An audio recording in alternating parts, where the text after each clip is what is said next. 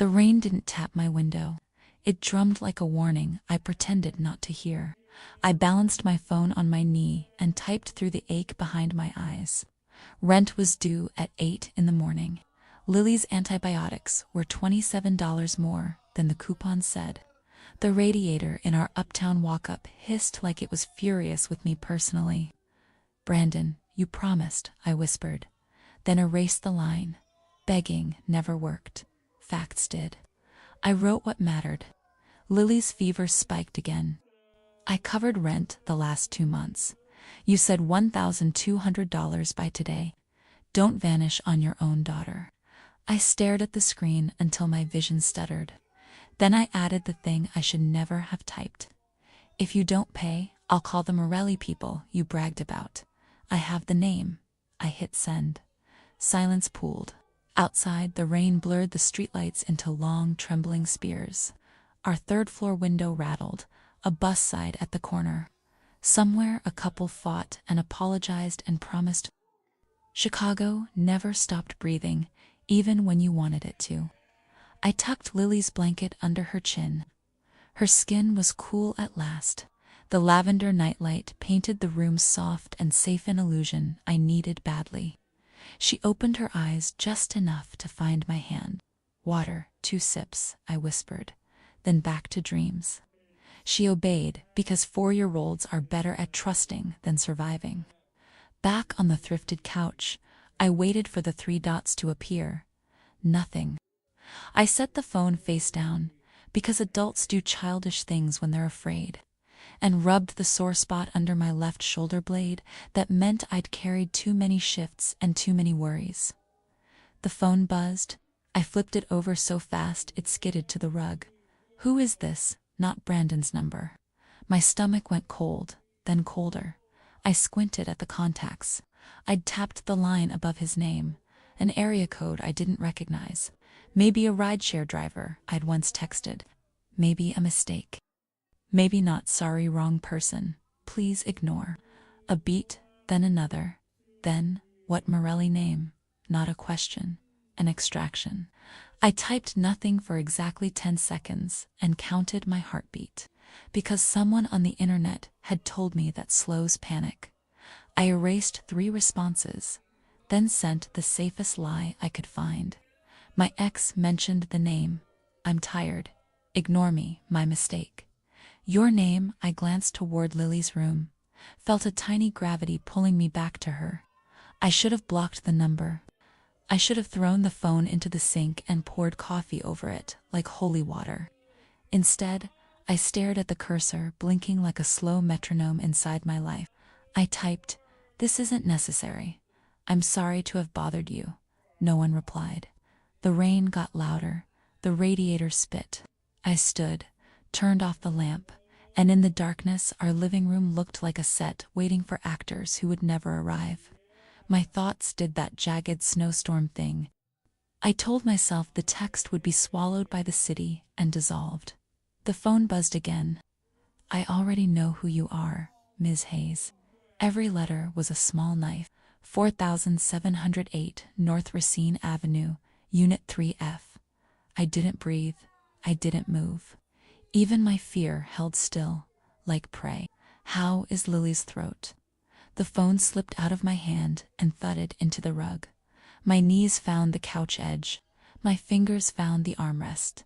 For 3 seconds, I forgot language. Sounds came, nothing that could pass for a word. I grabbed the phone and typed with hands that didn't belong to me. "Who are you?" The answer landed before I could blink. "The man your ex stole from. Open the door." I stood in a body that felt borrowed and crossed our living room in 5 shuffling steps. The deadbolt looked toy small. The chain looked thinner than thread. My ear leaned to the wood. Footsteps. No, only the rain and the bus and the city's iron heart. "Don't," I whispered. To myself, to him, to fate.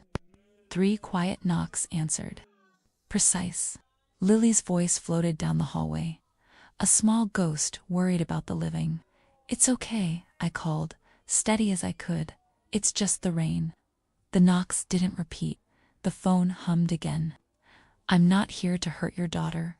I'm here to keep her alive. Open the door, Nora.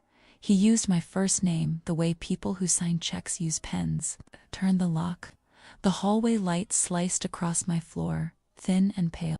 A man filled the doorway without pushing it wider. Tailored coat. Rain beating on ink-black fabric. Posture like a verdict. Another stood behind his shoulder. Larger face like a wall you pay not to climb. I couldn't see the first man's eyes with the backlight sculpting him into a shadow. Then he shifted, and blue cut through me. "Ms. Hayes," he said. The voice didn't need to be loud to be heard. "I'm Dante Morelli." I swallowed jagged glass and tasted penny. "I texted the wrong number." "You texted the right one," he corrected, softly. "Brandon Cole took something from my family. When men like him make mistakes, women like you pay the price. I came so you don't." 1,000 rude replies tried to climb into my mouth. I chose the one that wouldn't get us killed. "My daughter is sleeping." His gaze flicked past me and came back, measuring my word as truth and my heartbeat as fact. "Good," he said. "Let's keep it that way." Behind him, the bigger man shifted a fraction. "Clear," he murmured, like he had catalogued my hallway, the coat hooks, the flicker in the stairwell light. "I'm not letting you in," I said, and heard the tremor I couldn't kill. Dante didn't force the door. He didn't raise a hand. He simply angled his shoulders so the light kissed his face, and responsibility settled on his features, like a crown he had never wanted but wore perfectly. "Then we can talk here," he said. "Until your neighbor opens her door and wonders why the black SUVs on your block turned off their engines at once." I hadn't looked outside. I did now. They sat in a quiet row along the curb, gleaming despite the rain, idle as sharks. A driver stared straight ahead. Another spoke into his sleeve. A third scanned. They were here for me because of Brandon. They were here for Lily. I kept my voice small. "He owes child support. He owes us everything." I was angry. I typed a name. "That's all." "Nothing is all," Dante said. "Not in this city." "What did he take?" "Information," Dante said, and the word wrapped 1,000 weapons. Names, numbers, routes, contingencies. "Wrong hands, wrong hour, people. Don't go home." "He's a liar," I said. "He's not a mastermind." "Desperation elevates average men," Dante said, "and collapses empires." I breathed once, twice. I felt the logic of doing the wrong thing because the right thing had stopped answering your calls. I felt the way Brandon's laugh had once smoothed a hard day, and the way it had become a thin blade you couldn't sit on without bleeding. "Why tell me any of this?" I asked. "Why not handle your problem and leave us out?" "Because you're already in." His eyes moved, not to my face, but to my hem. The tremor had stopped. "Brandon listed you as his emergency contact when he started running numbers for a front we own." "No," I said. "He wouldn't." "He did." Dante's mouth angled. "Not a smile, not a cruelty, something colder. And your pharmacy on Broadway. My company owns that building." When Lily's prescription hit at midnight, my system flashed. So I knew two truths at once. Your daughter needed care, and your text was not a prank. "Is there a version of tonight where you leave?" I asked. "The version where you and your child come with me?" I shook my head so hard my hair slapped my cheek. "That's not no, absolutely not." "Ms. Hayes," he said, and the patience in his voice sounded expensive. "Volkov's men are already moving because Brandon tried to sell them a copy. They won't knock. They will remove the door and your choices with it. My way buys you time." "You want leverage?" I said. "Me, Lily, I want you alive," he said. "My competitors don't have that on their to-do list." "I can call the police." "You can," he agreed. "You can also hope patrol beats out a private convoy on a rainy night, and that my drivers will debate jurisdiction in the street. Or you can pack a bag and let my doctor see your daughter in an hour." A floorboard creaked behind me. Lily's small cough broke the hallway open like a secret you never meant to say out loud. Dante's eyes softened half a degree. Go to her, he said. Take 5 minutes. Bring what you can carry. He stepped back from the threshold. The big Menon tone I learned later didn't move at all. I closed the door without locking it, because pretending I had a choice had consequences too. In Lily's room, the lavender light made a stage of her cheeks and lashes. She blinked at me. Bad dream, I asked. Thirsty. I held her cup and the world with 2 shaking hands. We're taking a little trip, I said, like it was a thing families did for fun. Just for a few days. Are there fish? Maybe, I said. I packed faster than thought. A sweater, leggings, socks, a threadbare rabbit named Mr. Butter, her antibiotic, a book with rounded corners. For me, 2 shirts, cash from the coffee can behind the flower, the lease with my name, Lily's birth certificate in a plastic sleeve. I paused on Brandon's name where it should have been and wasn't, and felt the hollow like a map of everywhere we would never go. I carried Lily on my hip. Her fever had broken, but her heat remained, her trust remained. Her entire small, impossible life remained. I would commit crimes against God and city to protect it. I opened the door. Dante said nothing. He simply pivoted, an orbit I had accidentally entered, and the 3 of us moved down the stairs like a procession. My child, my fear, and a man who could end both. The building smelled like heat and dust, and the neighbors cooking. Mrs. Delgado's door cracked open. I tilted Lily so her sleepy face was visible and mouthed, "It's okay." She closed the door, prayer lips moving. On the sidewalk, the rain had thinned 2 needles. A driver opened a rear door. The interior glowed the color of late whiskey. I hesitated. Anton didn't touch me. He only angled his body to block the street from our backs, a human wall. Lily whispered, "Is that ours?" "For tonight," I said. We slid inside. Leather took our weight like a promise. The door thunked, a sound my bones recognized as final. "Home," Dante told the driver. I stared. "Home, my Lake Forest residence," he said. "Security you can't buy on a city block. You'll be safe there." "Kidnapping with bottled water," I muttered, because sarcasm is the last oxygen of the drowning. "If I meant to kidnap you," Dante said, and the way he said it made me believe him, we wouldn't be having this conversation. The convoy moved. Streetlights bent and broke across wet glass. Lily's head slid to my chest. Her breath slowed. I realized, with something like nausea, that I wasn't sure whether the tremor in my hands was fear or relief. "You said Brandon took information," I said, voice low. "What kind?" "The kind that erases people," he said, "and makes others very rich." "Why tell me anything?" I asked. "Because no one tells you things," he said, and I hated how true that sounded. "And because you will make smarter choices if you know the shape of the room you're in." "What's the shape?" 3 crews, competing clocks," he said. "Brandon in the middle, starving, stupid, dangerous. You on the edge, visible enough to hurt. Me between. You can't be everywhere," I said. "I don't need to be," he said. "I need to be first where it matters." The wipers kept time. The city thinned. The highway opened like a throat. I watched the skyline shrink in the side glass and wanted to apologize to it for leaving without calling. "You're very sure of yourself," I said. "Confidence is cheaper than funerals," he replied. "Let the silence ride with us." My phone buzzed in my pocket, Brandon's name on the screen now, desperate and late. I didn't answer. I didn't owe him the courtesy of my fear. Dante's eyes cut sideways. "You'll talk to him," he said, "but not yet."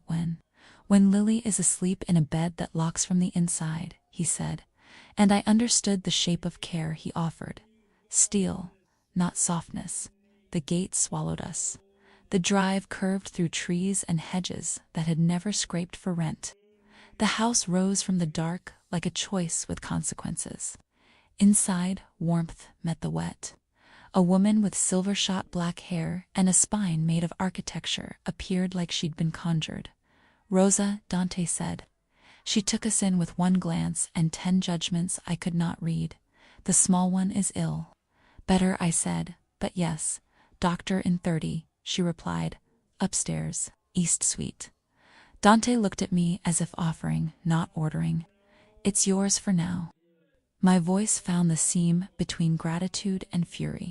You run a very gentle prison. Rosa's mouth didn't even twitch. We don't keep prisoners here, she said. Only guests who forget they can leave worse places. She led us up a sweeping staircase I would have hated if I had the energy. The suite opened in a hush of pale carpet and the kind of linen you only see on hotel websites. I set Lily on the bed. She burrowed, Mr. Butters supervised. Rosa handed me a glass of water and a cloth, like we were old friends. You will take food, she said, which wasn't a question. Later, I said. After the doctor. After what? After I found a version of tonight, where I woke up. Dante stood in the doorway as if doors answered to him. He didn't cross the threshold. Respect or theater, maybe both. When the doctor leaves, he said, we'll talk about Brandon. Talk, I echoed, because the word could cover anything from negotiation to storm. And about what you will need if you decide not to run anymore, he added. Who says I've been running? He didn't smile, he didn't blink. He only glanced at the overnight bag with the plastic sleeve sticking out the birth certificate I couldn't afford to lose, and couldn't bear to see, and then back at me. Your life does, he said. I wanted to tell him that my life had teeth, that it had fed itself on coffee and double shifts and the currency of small miracles. Instead, I said nothing and tucked Lily's hair behind her ear, the move I had done 1,000 times and would do 1,000 more if the world would let me. A knock, gentler, and a man with kind eyes and a medical bag entered. He introduced himself as Dr. Vallon. He didn't ask for payment up front. He checked Lily's throat and ears and listened to her lungs, and said words like mild and precaution, and tonight she sleeps. Rosa appeared with a spoon and a bottle, and the kind of efficiency that looks like love if you stand at the right angle. When the doctor left, Dante didn't step in. He stayed exactly where he was and said, when you're ready. The problem with ready is that it never arrives. I met his eyes anyway. Tell me everything Brandon did, I said. Then tell me what I have to do to keep my child out of the middle. Agreed, he said. But first, one rule. Of course there was a rule. You don't use Lily, I said, beating him to it. Not as leverage, not as bait. Not in your language, not in your head. If that's your plan, you turn around now and let the other men tear this house apart later, because at least I'll know who you are. He absorbed it like rain on asphalt, vanished instantly, but you knew it had mattered. Understood, he said. Say it, I replied. I don't use Lily, Dante Morelli said, and the room did a small, impossible thing. It exhaled. Okay, I said. Now tell me why a wrong text knows my name. A phone vibrated in his pocket. He silenced it without looking, which told me it wasn't the kind of call that decides a night. Mine buzzed too. Brandon again. Third time. Fourth. I'll block him, I said, and didn't. Don't, Dante said. You're going to call him. But you're going to do it after you hear what I found in his apartment. Printer's row, convenient to the L, inconvenient to the truth. He straightened from the doorframe, not a threaten unfolding. When you hear it, he added, you won't say he wouldn't, you'll say, he almost did, and then you'll decide how to make sure almost never becomes forever. Show me, I said, and my voice didn't shake this time. He nodded once and stepped aside to let Rosa pass with tea. I hadn't asked for and would drink anyway because I needed something warm to hold that wasn't a child or a promise. In the hall. The house hummed a security system at rest. A generator pretending it was just another appliance. A silence trained to listen. I realized the question forming in my mouth wasn't about data or danger. It was simpler. It was worse. What had Brandon loved more than his daughter? I followed the man who had surrounded my street and somehow made it feel like a wall instead of a trap. And I wondered what price is fair for safety when safety is the first honest thing anyone offers you in years. The rain had stopped. The night had not. I didn't sleep in the car. I couldn't. The highway stretched endless outside the tinted glass, slick with the last of the rain. Chicago's skyline shrank behind us until it was just a smear of light and memory. Lily slept on my lap, her damp curls pressed against my chest, her tiny breath soft and steady, the only proof that I hadn't lost everything yet. I told myself not to close my eyes, not in front of him, not in the presence of Dante Morelli. He sat beside me, his body angled slightly toward the window, as if the dark world rushing past belonged to him and he was simply checking on what was already his. He hadn't spoken since we left Uptown. He didn't need to. The silence in that car was louder than any threat. I caught my reflection in the glass. Wide eyes, clenched jaw, hair sticking in damp strands to my cheek. I looked like someone on the verge of collapse, but collapse wasn't an option. Lily didn't know who this man was. She thought this was just an adventure. I had to keep it that way. When the SUV finally slowed, it was past midnight. We turned off the highway, onto a road lined with trees so tall they formed black arches overhead. Then gates loomed into view, enormous, guarded. They opened with a quietness that felt choreographed, like even the metal had been trained to obey him without complaint. "This is it," Dante said, his first words in almost an hour. His voice was low, even carrying the weight of someone who never needed to repeat himself. The driveway curved endlessly, flanked by hedges trimmed into obedience. Then the house appeared, or mansion, estate, fortress, whatever name you wanted to give it. Glass, stone, steel.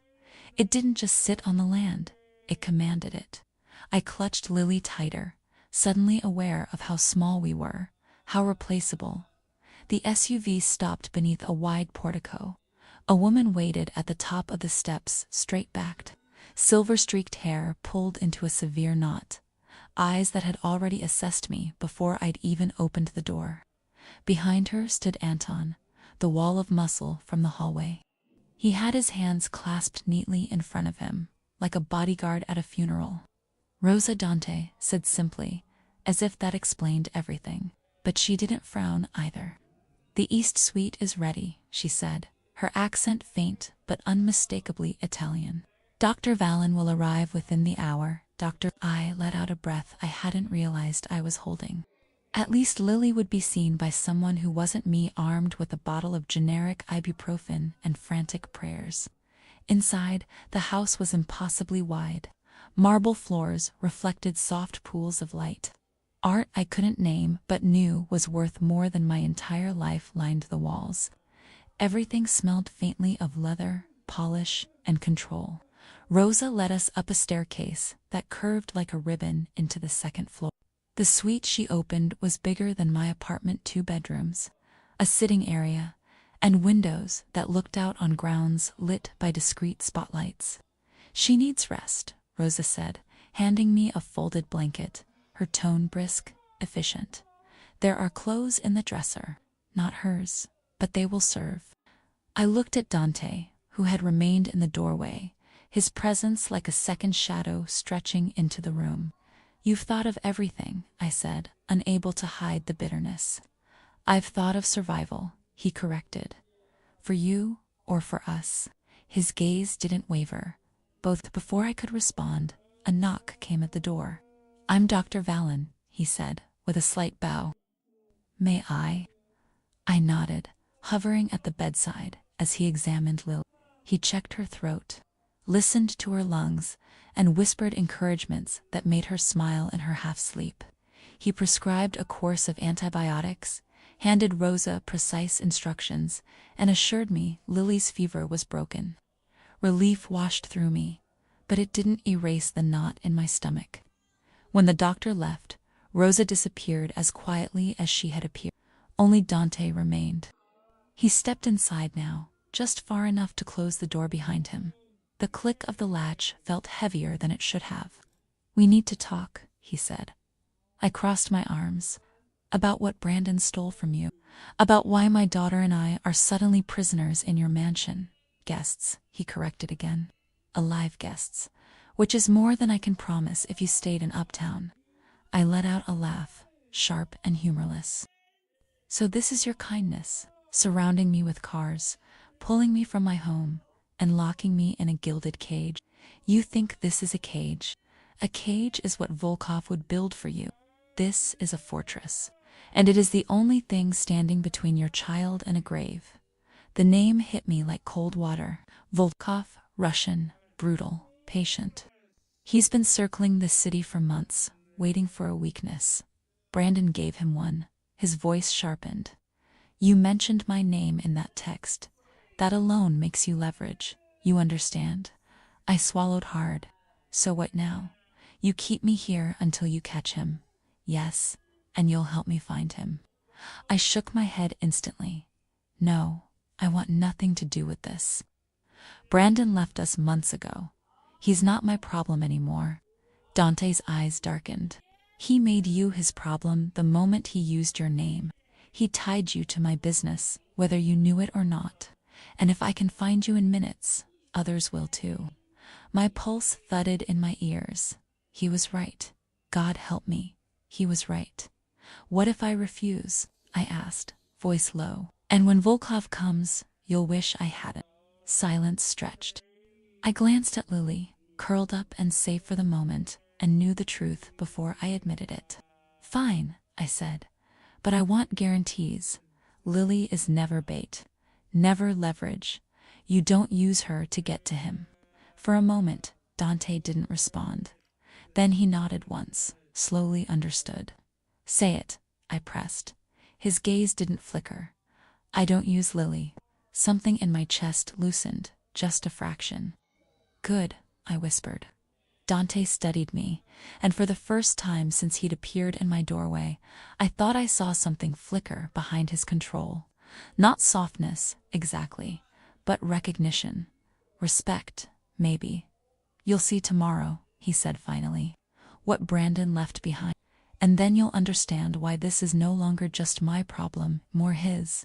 It's yours too. He turned toward the door, then paused. Rest while you can, Nora. Safety has teeth. And right now, those teeth are mine. The door closed. I sat beside Lily, my hands trembling against the blanket, and wondered how much of my life had just ended and how much had only just begun. I didn't dream that night. Sleep came in fragments, a jagged kind of exhaustion that left me more hollow than rested. When dawn finally broke, pale light seeped through the gauzy curtains. Lily stirred beside me, her curls tangled against the pillow, her little hand wrapped around Mr. Butter like he was the one keeping her alive. For a moment, I let myself imagine we were in some seaside hotel, that this was vacation, not captivity. But the silence was too heavy, the air too careful. A knock came, soft but insistent. It's Rosa, the voice said through the wood. I rose quietly, tucking the blanket around Lily before opening the door. Rosa stood there, perfectly composed, a tray balanced in her hands. Steam rose from a pot of tea and a smaller cup of hot chocolate. For the child, she explained. Mr. Morelli thought she might like it when she wakes. I accepted the tray, unsettled by how seamlessly this woman managed both tenderness and command. Thank you, I murmured. Her sharp eyes held mine. Breakfast will be served downstairs, but Mr. Morelli requests you in his study first. He said it cannot wait. Of course he did. I set the tray down and brushed a kiss over Lily's forehead. She sighed, murmuring something about pancakes in her sleep. I whispered, "Stay resting, baby. Mommy will be right back." The corridor stretched long and silent. Rosa led me down to the main floor, her steps precise, not a sound out of place. The house seemed designed to intimidate dark wood, towering ceilings, glass that reflected your own uncertainty back at you. The study door was already ajar. Somehow, that made him more dangerous, not less. He ended a phone call in Italian, pocketed the device, and looked at me like I was the next problem to solve. "Did you sleep?" he asked, as well as anyone can under house arrest. His lips almost curved almost. "You'll want to sit. I'll stand." He didn't argue. Instead, he reached for a folder on his desk and slid several photographs across the polished wood toward me. My heart stalled when I saw them. Lily at the park. Lily outside her preschool. Lily on the stoop of our building, clutching Mr. Butter. Some photos included me tired, distracted, never aware of the lens. Others, she was alone. "What is this?" My voice scraped out of my throat. "Your ex-boyfriend's apartment," Dante said evenly. "My men found these pinned to his wall." Dante's tone was quiet. "Follow her every move. Document her routines." I wanted to deny it, to defend Brandon even after everything. "There's more," Dante said. He lifted a worn pink backpack onto the desk. Unicorns danced across the fabric, faded from too many washes. "She outgrew it last year. I thought I'd donated it." "Inside," he said. My hands shook as I unzipped it. A change of children's clothes, her favorite bedtime book, a small envelope of cash, and her passport. My knees nearly gave out. "No, no, no, no." "He was planning to take her," Dante said, his voice stripped of ornament. Whether out of some misguided sense of protection or as leverage, I cannot say. But he was ready. Hot tears blurred my vision. I slammed the backpack shut and shoved it away. "You planted this. If I had wanted to frighten you," Dante said, leaning forward, "I could have used 100 simpler methods. I don't need to fabricate the truth." The room tilted around me. Brandon, who couldn't be bothered to pay rent, had been preparing to steal our daughter away, to drag her into whatever hell he'd sold himself to. The betrayal carved deeper than any wound I'd thought possible. "Because he's desperate," Dante said. "He thinks Lily is the one thing no one will touch, that having her will keep him safe." My stomach twisted. Safe for him, deadly for her. I forced myself upright, gripping the edge of the desk. "Where is he?" Dante studied me carefully, weighing my tone. "Gone before we arrived." But he didn't cover his tracks well. "We believe he's still in the city." "And what do you want from me?" "You're going to call him," Dante said simply. "With my phone, he won't answer mine. But yours." His eyes narrowed. "Yours he will not ignore." "I'm not luring him to you," I snapped. Dante's gaze flicked to the backpack, to the photographs, then back to me. "He was going to take her, Nora. Do you really think the police will stop a man like Brandon before Volkov does? And if the Russians get to him first, they'll trace every thread, to him, to you, to Lily." My breath came too fast, too shallow. "You don't understand. I understand perfectly," Dante cut in. His voice was low, controlled, but it pulsed with something dangerous. "He stole from me. He betrayed me. That makes him my responsibility. But he tied you to it when he dragged your name into my world. And if you think you can step back out now, you're wrong." I closed my eyes, inhaled and exhaled until my lungs stopped shaking. Then I opened them and met his stare. "Fine, I'll call him. But on one condition." His eyebrow lifted. "Condition? You promise no matter what happens, Lily is off limits." His jaw flexed. Then he nodded once deliberate. "Agreed. Say it," I demanded. His blue eyes locked on mine. "I don't use your daughter. Ever." The words lodged inside me like a stake. I wasn't sure I believed him. Not entirely. But I wanted to. God, I needed to. He handed me his phone. "When you're ready." My pulse thundered in my ears. But hadn't it already? I pressed the green button. The line rang once. Twice, my throat went dry. Every instinct screaming at me to hang up. On the third ring, Brandon's voice came through. Low, wary, like he was already expecting trouble. "Nora." Just hearing his voice made my stomach twist. It carried the same charm that had once convinced me to believe in him, the same tone that had promised me the world, only to hand me empty rent envelopes, and broken apologies. "It's me," I said, my voice tight. "We need to talk, face to face." A pause. Too long, he was calculating, weighing risks, maybe even listening for background noise. "Where are you calling from?" "That's not your number." "Does it matter?" I snapped. "You owe me answers, Brandon. You owe Lily answers." "Meet me tonight." He sighed, the sound of a man cornered. "It's not safe. You made it unsafe." I cut him off. "I found Lily's passport in your apartment. The backpack, the cash. You were planning to take her." Silence. Then, almost a whisper, "You don't understand what's happening. Then explain it to me." 8 o'clock. Blue cup coffee on Wabash. "If you want to see Lily again." But Dante had told me to use the buttons only I knew how to press. "Finally," Brandon said. "Fine, 8. But you come alone." The line went dead. My hand trembled as I returned the phone to Dante. He studied me, unreadable. "Good," he said, simply. "Very good." I wanted to throw the phone at his chest, scream at him for turning me into bait. Instead, I whispered, "If anything happens to Lily while I'm gone, she's safer here than anywhere in Chicago," he said, his voice like steel wrapped in silk. "Anton will guard her door. No one touches her." I hated that part of me almost believed him. The Blue Cup coffee shop was one of those places that tried too hard to be casual worn wood tables. Edison bulbs, chalkboard menus. At night, the neon sign buzzed against the rain-slicked glass, the street outside quiet except for the occasional cab. I sat inside Dante's SUV across the street, my nerves fraying with every passing second.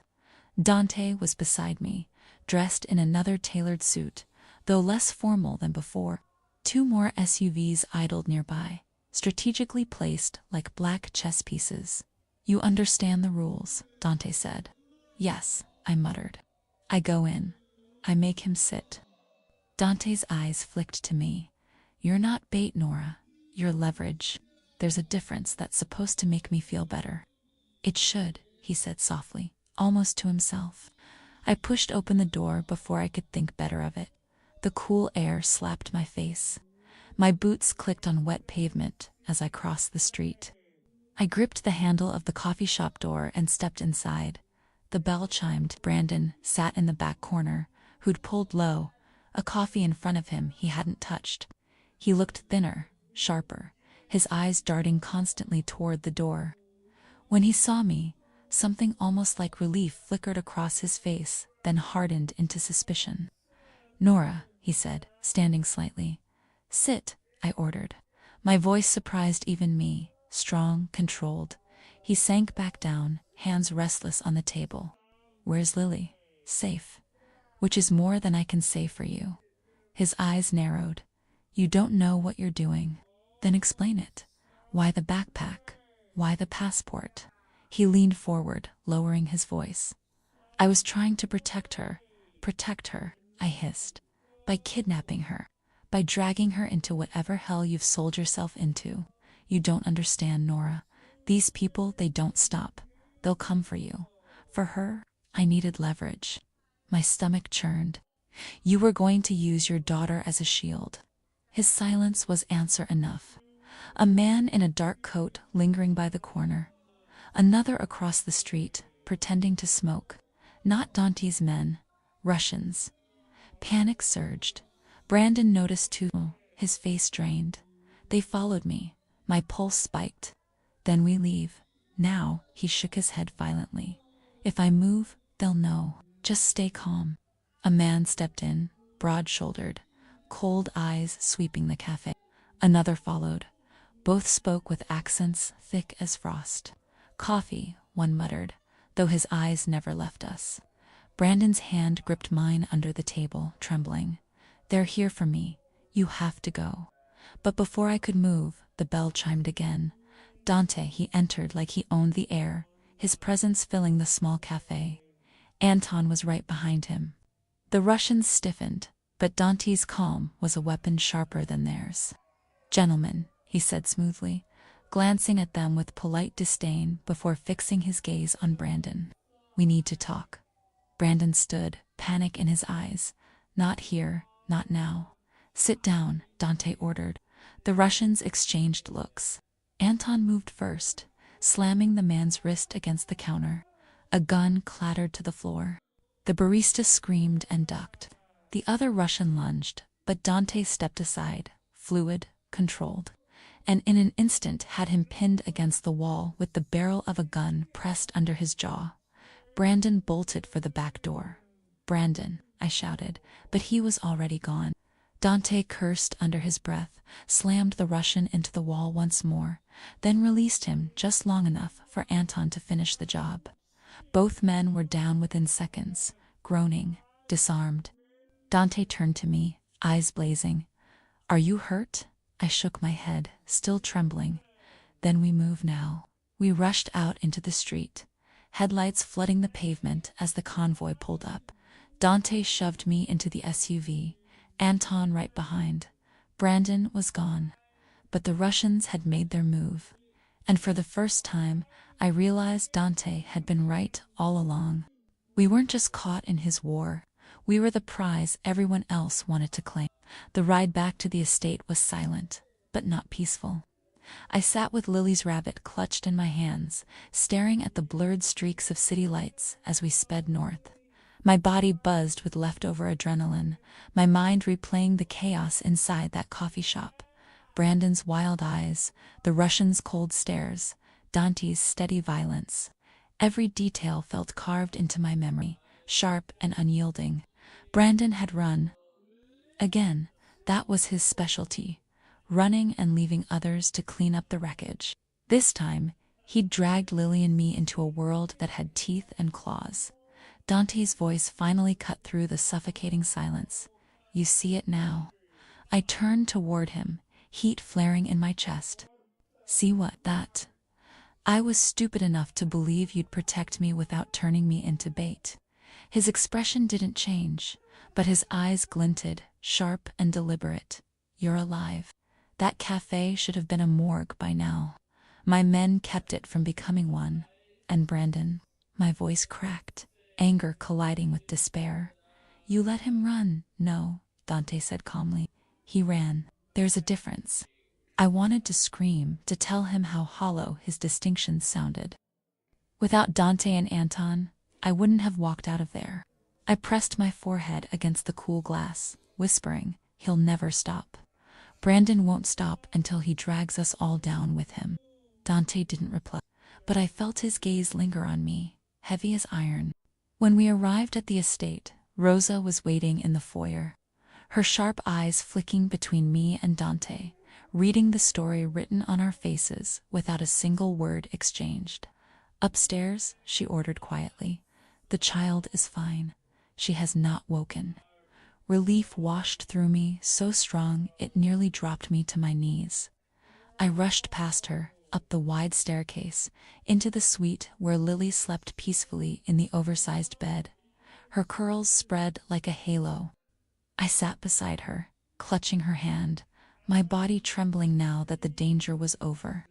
The adrenaline had burned away, leaving me hollow and raw. I didn't hear Dante enter until he spoke. "You held your ground tonight."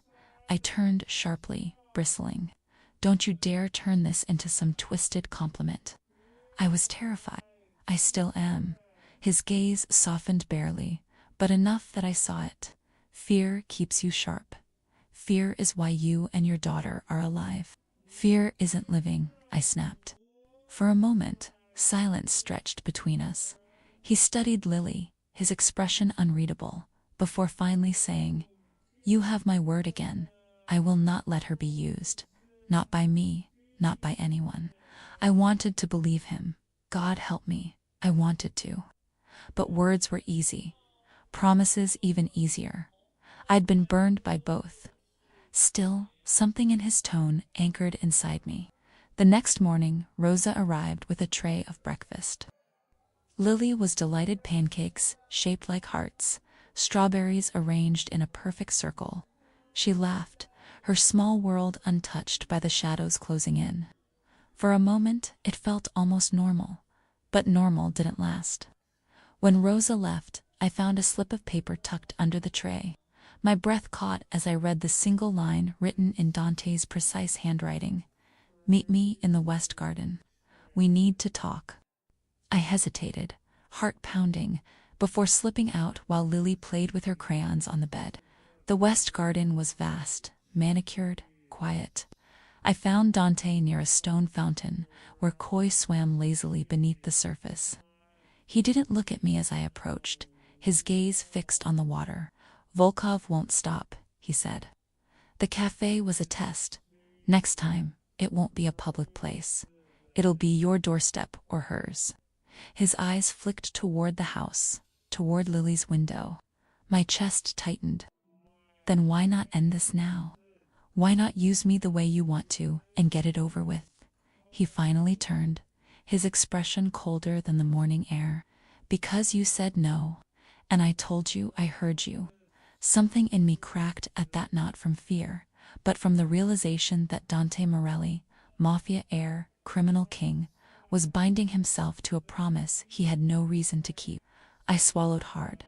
"So what happens now?" He stepped closer, his presence like a tide pulling me in whether I wanted it or not. "Now we wait for Brandon to make his next mistake, and he will. Men like him always do. And in the meantime," Dante's eyes searched mine, unflinching. "In the meantime, you learn the truth about the people hunting him, about why they want what he stole, and about why you, Nora Hayes, cannot afford to crack not, even once." The way he said my name made it sound like both a warning and a vow. I shivered, not from the cold, but from the awareness that whatever thin line separated protector from predator was beginning to blur. And the most dangerous crack forming in the ice wasn't out there with Brandon or Volkov. It was inside me. I didn't want to follow him. Every instinct screamed at me to stay in the suite with Lily, to lock the door, to pretend this house wasn't full of men who killed for a living. But Dante didn't ask. He walked, and something in me, fear, anger, or maybe something darker, compelled me after him. We ended up in a room I hadn't seen before. A library, but not the cozy kind, with overstuffed chairs and soft lamps. This was a chamber of power. Floor-to-ceiling shelves, leather-bound volumes that smelled like old money, and a long oak table, polished to a mirror's gleam. Screens glowed at one end, men in dark suits murmuring over them in low voices. Dante dismissed them with a glance. They vanished like shadows trained to obey. Only Anton stayed. He took up a position near the door, arms folded, eyes scanning even though the room was fortress secure. Dante opened a sleek black case on the table. Inside were folders, hard drives, photographs. He slid one folder toward me. "Brandon didn't steal cash," he said quietly. "He stole this." I opened the folder. My breath hitched. Names, hundreds of them, typed in neat columns, addresses. Phone numbers, codes I didn't understand. Some were highlighted in red, others underlined. On the next page, there were photographs, grainy surveillance shots, license plates, receipts. "These are your clients?" I asked, though the word felt wrong. Dante's expression didn't change. "My world doesn't run on bullets alone, Nora. It runs on trust. And this," he tapped the ledger, "is trust written down. My allies, my enemies, the people I pay to look away, the people I blackmail to keep silent." Brandon put all of it in play the moment he ran. The room tilted. "Politicians, judges." "You're saying," I whispered, "if this falls into the wrong hands." "Chicago burns," Dante finished. I pressed a hand to my stomach. "And Brandon thought he could sell this." "He already tried," Dante said. His jaw flexed. "Volkov paid for a copy. But Brandon is greedy, and greed makes men sloppy. He dangled it to more than one buyer. That's why we're running out of time." I stared at the ledger until the words blurred. All this time I thought Brandon was just a coward, a man running from child support and commitments. But this This was betrayal on a scale I couldn't comprehend. "He's going to get us killed," I whispered. Dante leaned closer, his voice a low rumble that made the hair on my arms stand up. "Not if I get to him first." We studied the ledger together. Dante pointed out names with surgeon-like precision, explaining which ones were crucial, which ones could bring entire crews down. His tone was calm, but I heard the strain beneath it, the way a man sounds when every second is borrowed. Anton finally spoke from his post near the door. "Volkov won't wait long. He'll want to use the ledger before we can lock it down." I flinched at his voice. I'd almost forgotten he was there. Dante didn't look up. Then we moved faster. The silence stretched a beat too long. Then Anton said, "I worked for him. A lifetime ago." Ice trickled down my spine. "You what?" He didn't flinch. "Before I swore loyalty to Dante's family. I was younger, stupider. Volkov promised money, power. I saw the truth too late." I turned back to Dante, my voice sharp. "And you trust him?" Dante's gaze was steady, unreadable. "Anton saved my life more than once. He's earned his place here." My chest tightened. The paranoia must have shown on my face, because Dante said softly, "Betrayal cuts deepest from those closest. I learned that when my father died. I won't make the same mistake twice." Something flickered in his eyes, pain, raw and unhidden for a split second. Then it was gone, buried beneath steel. I should have walked out. I should have said this wasn't my war. But instead I found myself asking, "How did your father die?" His jaw tightened. He trusted the wrong man, someone inside, someone who gave our enemies a list of safe houses. I was 22, old enough to understand, too young to stop it. His voice lowered. "The night he died, I promised myself I would never let another ledger exist. Yet here we are." The room was quiet, except for the soft bubbling of the fountain outside the window. My chest ached with something I didn't want to name. Dante turned a page, his finger pausing on a set of numbers and addresses. "This is where Brandon will go next." I blinked. "How do you know?" "Because desperation makes men predictable. He'll sell to whoever is still willing to buy." I leaned closer, scanning the page. A street name caught my eye. My breath caught. "I know this place," I whispered. "Brandon used to take calls there. An old warehouse near the river." He thought I didn't notice, but I broke off, shame flushing through me. How many signs had I ignored? Dante's eyes sharpened. "Good. That's where we start." He snapped the folder shut and slid it back into the case. The sound echoed in the vast room like a gunshot.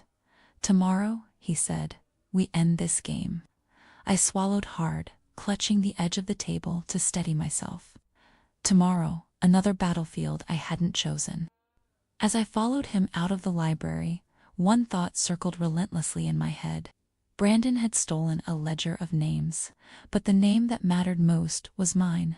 I stood in the back of the SUV, peering through the tinted glass as the Kinsey Street Bridge loomed ahead. The lights of downtown glittered behind us like another world, one I wasn't sure I belonged to anymore. Dante had chosen this place. Neutral ground, he called it. No civilians, just shadows, water, and the echo of traffic above. But nothing about tonight felt neutral.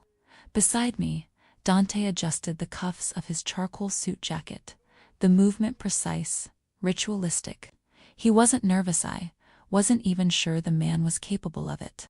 He radiated calm the way fire radiates heat, dangerous and impossible to ignore. Anton sat in the front seat, murmuring into a radio. Other SUVs idled nearby, their engines a low hum. Men moved in the darkness, ghosts with guns, waiting for the signal. I pressed my palms together to stop their trembling. "He'll come," I whispered, more to myself than to Dante. "He'll come," Dante agreed. "Rats can't resist cheese, even when they know the trap is waiting." I shot him a glance. "He's still Lily's father." His gaze flicked to mine, unyielding. He stopped being a father when he put her name in my world. I wanted to argue, but the truth clamped down on my tongue. The plan was simple, at least on paper. Brandon would meet a Russian intermediary tied to Volkov. He'd bring the last piece of the stolen ledger, a shard of data that made him dangerous enough to keep alive. We'd intercept, quick, clean, at least. That's what Dante promised. But I knew better than to believe in clean endings. Dante let me come only as far as the SUV. "You'll watch from here," he said, his tone leaving no room for negotiation. I hated it. Every nerve in my body screamed to confront Brandon myself, to demand the truth. Part of me feared what I might do if I stood in front of Brandon. So I sat. The first headlights appeared at the far end of the bridge. A beat-up sedan rolled slowly forward, its tires crunching over damp concrete. My breath caught. Brandon stepped out. He looked worse than the last time I saw him. Hollow cheeks, jittery movements, eyes darting everywhere. He clutched a worn backpack to his chest like a life raft. For a moment, he was just the man I remembered, the man who used to whisper promises in the dark, the man who made me laugh when the world felt heavy. For a moment, my heart clenched. Then I remembered the pink unicorn backpack he'd packed for Lily, and the clench hardened into something jagged. Another car pulled up from the opposite end of the bridge, sleek, black, too polished for the rusted steel surroundings. 2 men got out. Russians I recognized, the posture the same cold precision I'd seen at the cafe. One called out in accented English, "You have it." Brandon nodded nervously, holding up the backpack. "You got the cash?" The Russian smirked, producing a slim case. They met halfway across the bridge, the steel beams groaning overhead as if the city itself was holding its breath. From the SUV, I leaned forward, whispering, "Now, Dante, now." But he didn't move, not yet. His hand rested lightly on the handle of the door, his eyes locked on the exchange like a predator waiting for the perfect moment to strike. Brandon unzipped the backpack, pulled out a flash drive sealed in a plastic bag. The Russian's eyes gleamed as he reached for it. "Now," Dante murmured. The bridge erupted. Black SUVs surged forward from both ends, headlights cutting through the dark. Dante was out of our vehicle in a blur, Anton on his heels. Men poured onto the bridge, guns raised, shouts echoing against the water. Brandon froze, caught between 2 forces he couldn't possibly outrun. The Russians reacted fast. One drew his weapon, firing blindly. I ducked instinctively, my heart slamming against my ribs. Dante moved like the chaos was choreographed for him. He disarmed the first Russian in 2 fluid motions, sent the gun skittering across the bridge. Anton tackled the second, slamming him against the hood of the sedan. Brandon bolted. "Brandon," I screamed through the glass, pounding on the window, "don't you dare." But he ran. Of course he ran. Dante swore, sprinting after him. Brandon scrambled toward the far end of the bridge, weaving between parked cars, desperate and wild. I couldn't stay in the SUV. I couldn't just sit there while my life fell apart one more time. I threw the door open and ran into the night, my boots slipping on the slick pavement. Nora, Anton's voice bellowed, but I didn't stop.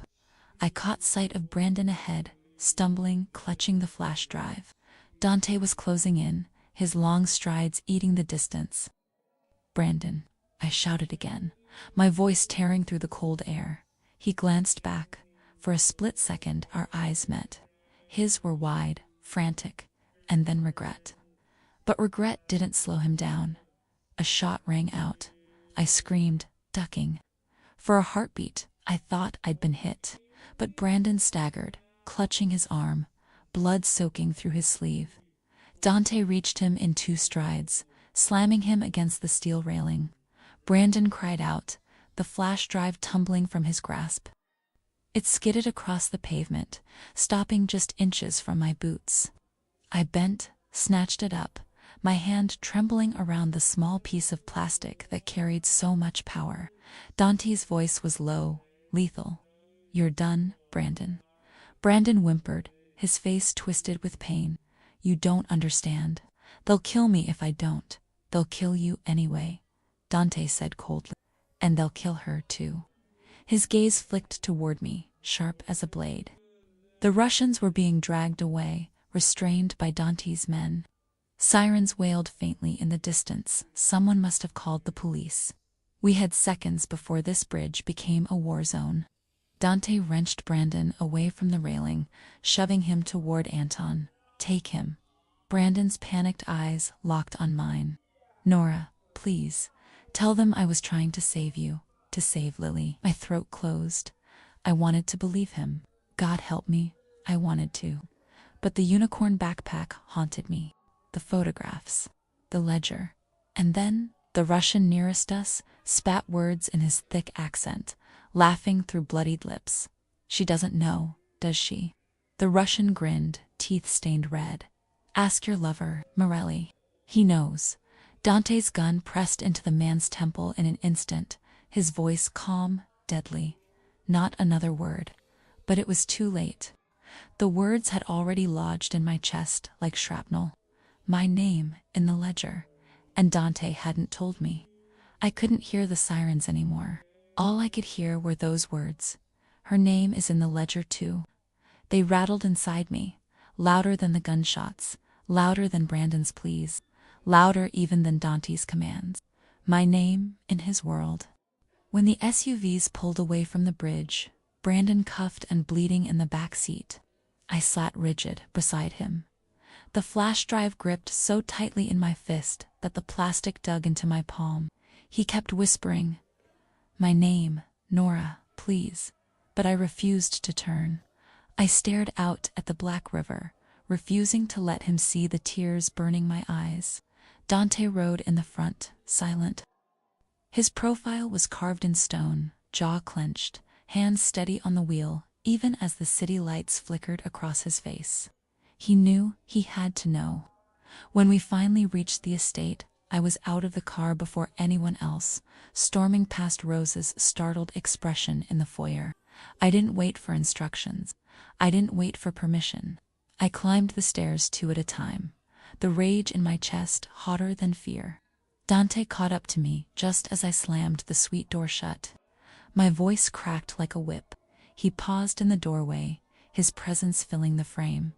You shouldn't, I said, don't. Lily stirred in the bed, murmuring in her sleep. I lowered my voice, trembling. You knew, didn't you? You knew my name was in that damn ledger. Silence, the kind that confirms everything. I let out a bitter laugh. So what does that make me, Dante? Another pawn? Another file in your cabinet of useful people? His eyes were steady, unreadable. It's not what you think. Then tell me. Because right now, all I see is my life reduced to a line in your empire.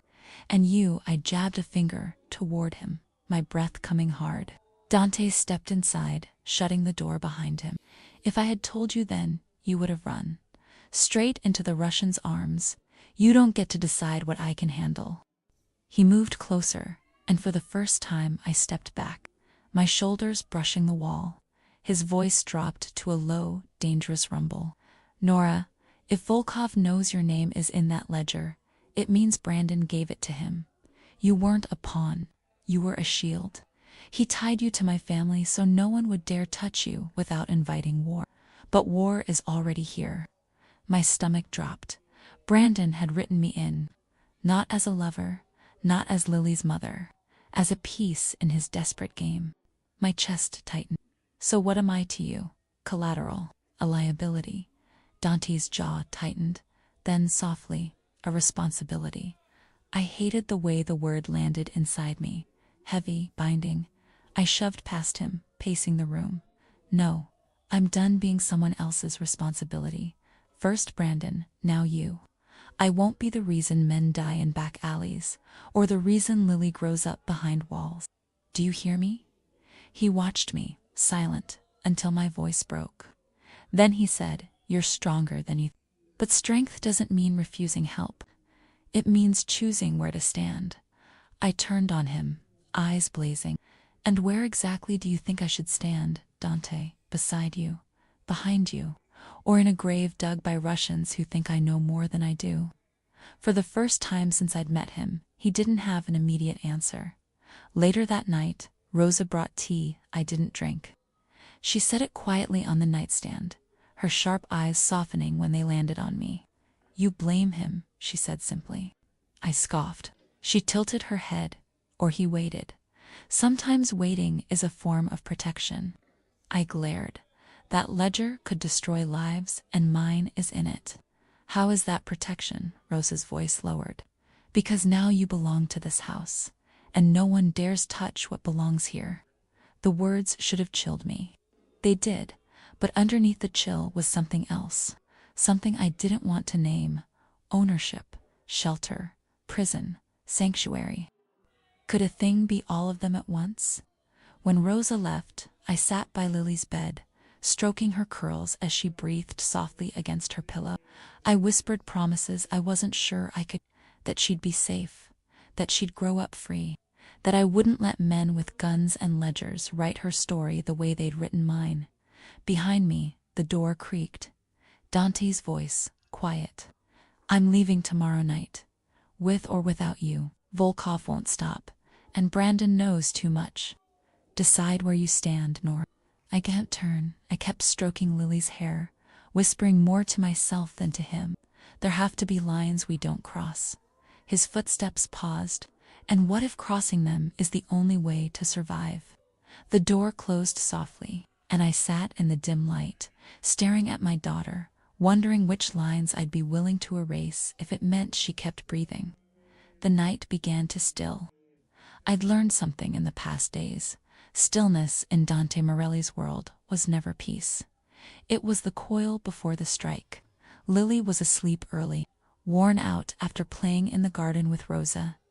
I tucked Mr. Butter beneath her arm, kissed her warm forehead, and sat in the chair by the window. My body should have been grateful for the quiet, but my chest felt tight, my pulse too fast. Dante's words echoed in my head. "Decide where you stand, Nora." I didn't know where that was anymore. When the first crack split the night, I thought it was thunder. But there were no clouds, only a pale moon over the manicured lawns. The second crack was closer, sharper, and then the lights went out. Lily stirred. I pressed a hand over her chest, whispering, "Baby. It's just the power." But it wasn't. The hall erupted with footsteps, distant shouts, a crash of glass. My blood went cold. I grabbed Lily's hand and pulled her from the bed. "Shoes, sweetheart, now." My voice shook, but I kept it brisk, controlled. She obeyed, sleepy but sensing the urgency. The door burst open. Anton filled the frame, his gun raised, his voice a hiss. "Safe room now." He didn't need to say more. I scooped Lily into my arms and followed him down the dark hall. Red emergency lights flickered on, bathing the mansion in an eerie glow. Shouts echoed from downstairs, deep voices in Russian. My stomach lurched. We reached a reinforced steel door tucked behind a paneled wall. Anton keyed a code, shoved it open, and motioned me inside. But I froze. "Where's Dante?" "He's handling it." "Then I'm not staying in here." Anton's face hardened. "You'll only get in the way. Then give me something to not be in the way." My voice cracked with something fierce, something new. His eyes searched mine, calculating. Then, with a curse, he shoved a small earpiece into my palm. "Stay with Rosa. Relay what you hear. That's it." Before I could answer, he slammed the door shut. The lock thudded into place. Rosa appeared in the dim light of the safe room, her face calm but tight. "Sit. Keep her quiet." Lily clung to my shirt, whispering, "Mommy, what's happening?" I brushed her curls back. "We're safe here." But my own ears strained against the where Dante's voice cut sharp through static. "West Wing breached. 2 down. Push them back." Gunfire cracked, muffled but terrifying. My knees shook, but I forced myself to focus. "East windows clear," another voice reported. "Main hall compromised," Dante growled. "Anton, hold the staircase." I pressed the earpiece tighter. My lips moved before I could stop them. Southside is vulnerable. They'll try the terrace. It connects straight to the hall. There was silence. Then Dante's voice. Copy. My breath caught. They'd listened. Rosa's sharp eyes flicked to me. She said nothing, but something like respect flashed across her face. Minutes felt like hours. Each burst of gunfire vibrated through the walls. Each shout echoed through the cum. I knelt beside Lily, humming softly to drown the noise. But inside, I burned. I couldn't sit here. Not anymore. When the door cracked open again, Dante's voice barked, "Inside now." Anton shoved through, bleeding from a cut across his cheek, but still steady. He herded us into the hall, his jaw tight. "We're moving to the secondary room. This one's compromised." Rosa scooped Lily into her arms. I followed, heart hammering, the cum still buzzing in my ear. We reached the stairwell, shadows shifted below. A Russian gunman surged up, weapon raised. I froze. Anton fired first. The man crumpled. Lily screamed into Rosa's shoulder. My body shook, adrenaline surging. Anton shoved me toward the stairs. "Keep moving." We bolted through another hall. The scent of smoke filled the air, something burning below. My eyes stung. At the far end, Dante appeared. His shirt was ripped, streaked with blood, not all his. His gun hung loose at his side, but his eyes burned. When he saw us, his jaw unclenched slightly. "Good, you're safe." Safe. The word rang hollow with bodies on the floor around him.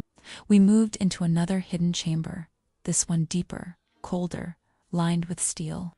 Dante sealed the door, then turned, his eyes locking on mine. "You called the terrace," he said. I swallowed. I saw it on the house tour. It was obvious. His expression shifted. Approval. I hated that it warmed me. Gunfire rattled again outside. Dante pressed his cum. "Hold positions. Sweep every room. I want Volkov's men dead or crawling." He wiped blood from his cheek with the back of his hand, then crouched in front of Lily. His voice softened. "You're brave, little one. Braver than most men I know." Lily sniffled, eyes wide. "Are you a superhero?" "Something like that." She pressed her face into Rosa's shoulder. I pressed my fists to my knees, shaking. "You almost died tonight," I whispered. Dante looked at me, steady as ever. "Almost doesn't count." I glared through tears. "That's not good enough." "Then don't break now, Nora. You're part of this fight, whether you want it or not." The cum crackled. Relief crashed over me so hard my knees nearly buckled. Dante reached out, steadying me with a hand at my elbow. His grip was warm, firm, too steady for the chaos around us. For one heartbeat, I leaned into it. Then I pulled back, whispering, "This isn't over. He'll come again." His eyes darkened. "Yes, and next time we'll be ready." I wanted to believe him, but as I held Lily close, smelling smoke in her curls, I wondered if ready was even possible when survival meant erasing the lines that had once made me human. Morning came to bright. I stood by the window of the East Suite, staring at the gardens washed in sunlight. The lawn looked perfect, glistening from the night's dew. Roses leaned heavy against the trellis, bees buzzing lazily. It was beautiful. It was peaceful. It was a lie. Inside, the mansion still smelled of smoke and gunpowder. Men were sweeping the grounds, removing bodies before the world woke up. The war had come to Dante Morelli's doorstep, and somehow we'd survived the long night. But survival carried a price. Behind me, Lily giggled softly. Rosa had brought her new pajamas, lavender silk that made her look like she belonged in a storybook, not in a fortress. She bounced on the bed, holding Mr. Butter high. "He says he's a guard dog now," she announced proudly. My throat ached. "That's good, sweetheart. We need all the guards we can get." She giggled again, oblivious. Children had a gift for forgetting, for turning even nightmares into games. But I couldn't forget. Not the shouts, not the gunfire. Not the sight of Dante bleeding in the dark hall while men tried to kill him. Not the terrifying thought of what would have happened if they had succeeded. Later, Rosa found me in the corridor. She pressed a plain envelope into my hand. "From him," she said, her sharp eyes unreadable. I opened it. Inside were 2 passports. Mine, Lily's, new names, new photos, stamped with details that looked frighteningly real, and cash. Thick stacks, enough to buy silence, enough to build a new life in another city, another country. My breath caught. "He said you could leave tonight," Rosa murmured. "A car will be ready. No one will follow." The words felt like freedom. They should have made me rejoice. But my chest only grew heavier. I whispered, "And if I stay?" Rosa's gaze didn't waver. "Then you must understand. Staying means more than safety." I clutched the envelope, my hands trembling. I found him in his study. He looked different in daylight, less like a phantom, more like a man. He was leaning over maps spread across the desk, circles and arrows marking territories, names scribbled in his sharp handwriting. He didn't look up when I entered. "You saw the passports." It wasn't a question. "Yes. You and Lily can disappear tonight. New names, new lives. No one will find you. Not Brandon, not Volkov, not me." The way he said it flat. Finally, his eyes met mine, blue, sharp, but softened by something I couldn't name.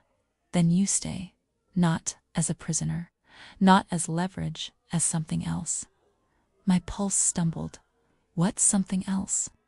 He stepped closer, slow, deliberate, like approaching something fragile. "In 24 hours, you've shown more courage than men I've trusted for years. You put yourself between me and danger, between Lily and death. You don't belong in this war, Nora, but you've survived it. And he exhaled, the sound raw, unpolished. "I don't want to let you go." The words should have terrified me, possessive, dangerous, final. Instead, my heart pounded like it had been waiting for them. I whispered, "I don't even know who I am anymore." "You're the woman who stood her ground on a burning night, who made me keep my promises." His hand hovered near mine, not touching, but close enough that heat leaped between us. "And you're Lily's mother. That alone makes you untouchable." My eyes stung. I thought of Brandon, his lies, his cowardice, the way he'd run again and again. And then I thought of Dante blood on his shirt, fury in his eyes, but standing, always standing. "What happens to us?" His voice was quiet. "Certain, then you live. Under my protection, with walls no one can breach, with resources you've never Lily will grow safe, educated, untouchable. And you." His gaze burned into mine. "You'll be more than a line in a ledger. You'll be mine." The words struck like lightning, terrifying, electric. "I can't decide tonight," I whispered, my throat raw. "You don't have to." His hand brushed mine, featherlight. "But the car leaves at midnight. If you're not in it, you've chosen." That night, I packed Lily's things. Not because I knew what I'd do, but because I needed the illusion of control. Her clothes, her medicine, Mr. Butter, each item folded, felt like a countdown. She watched me, her big eyes curious. "Are we going on another trip, Mommy?" My lips trembled. "Maybe, baby." She tilted her head. "Will Mr. Dante come too?" The innocence in her voice nearly broke me. "Why do you ask?" "Because he makes you less sad." She hugged Mr. Butter tight, and he said I was brave. Tears spilled before I could stop them. I pulled her into my arms, burying my face in her hair. "You are brave, braver than Mommy." When she finally fell asleep, I sat by the window, watching the clock creep toward midnight. The passports lay on the table. My entire life shrunk into paper and ink. At 11:58, I rose. My heart pounded so hard I thought it might break my ribs. I didn't go downstairs. I walked the opposite way. To his study. The door was open. He stood at the window, shirt unbuttoned at the collar, his posture rigid, as if bracing for disappointment. When he turned and saw me, something flickered across his face. Relief, disbelief, hunger. "I'm not running anymore," I said, my voice steady. "Not from Brandon, not from Volkov, and not from you." His eyes darkened, and in 2 strides he was in front of me. "Do you understand what that means?" "Yes." My breath hitched. "It means I'm choosing. Not safety. Not disappearance." For a long, suspended moment, we just stared at each other. His chest rose and fell, slow and deliberate. My pulse raced so fast I thought I'd collapse. Then his hand cupped my face, rough and steady. His voice dropped to a whisper meant only for me. "Then you're mine, Nora Hayes, and I protect what's mine." When his lips finally claimed mine, it wasn't gentle. It was fierce, consuming, a vow written in fire. And for the first time since this nightmare began, I didn't feel like prey. I felt like I had stepped into the storm by choice. And that's how Nora's life changed forever with just one wrong text. But Volkov is still alive, and his revenge will be brutal. Do you want to hear part 2 of this story? Then hit the like button, subscribe, and tell me in the comments if you're ready for the next chapter.